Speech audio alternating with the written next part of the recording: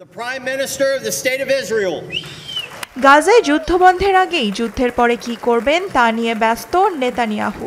এবার মধ্যপ্রাচ্যে নতুন জোট গড়তে চায় ইসরায়েল। স্থানীয় সময় বুধবার ওয়াশিংটনে মার্কিন কংগ্রেসের যৌথ অধিবেশনে দেয়া এক ভাষণে এই আহ্বান জানান তিনি। ভাষণে নেতানিয়াহু বলেন, যুক্তরাষ্ট্র ও ইসরায়েল মধ্যপ্রাচ্যে নতুন জোট গড়তে পারে, যার নাম হতে পারে আব্রাহাম জোট। সেই সঙ্গে সংশ্লিষ্ট অন্যান্য দেশগুলোকে এ জোটে যুক্ত হওয়ার আহ্বানও জানান। Would be a natural extension of the groundbreaking Abraham Accords.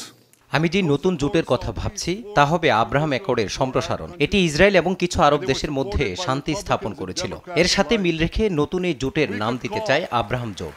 I think we should call it the Abraham Alliance. গাজায় চলমান যুদ্ধ জিইয়ে রাখতে ইসরায়েলকে সহায়তা করার জন্য প্রেসিডেন্ট জো বাইডেনকে ধন্যবাদ জানান তিনি।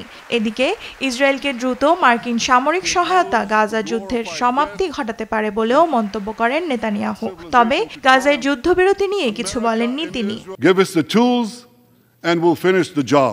এক পর্যায়ে ইসরায়েলের প্রধানমন্ত্রীকে যুদ্ধাপরাধী ও গণহত্যায় দায়ী করে প্ল্যাকার্ড দেখান দুই ডেমোক্র্যাট নেতা।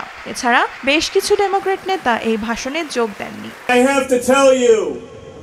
এদিকে নেতানিয়াহু যখন মার্কিন কংগ্রেসের যৌথ অধিবেশনে ভাষণ দিচ্ছিলেন, তখন ওয়াশিংটনে ক্যাপিটল ভবনের বাইরে হাজারো মানুষ বিক্ষোভে যোগ দেন। গাজায় অবিলম্বে যুদ্ধবিরতির দাবি জানান তারা।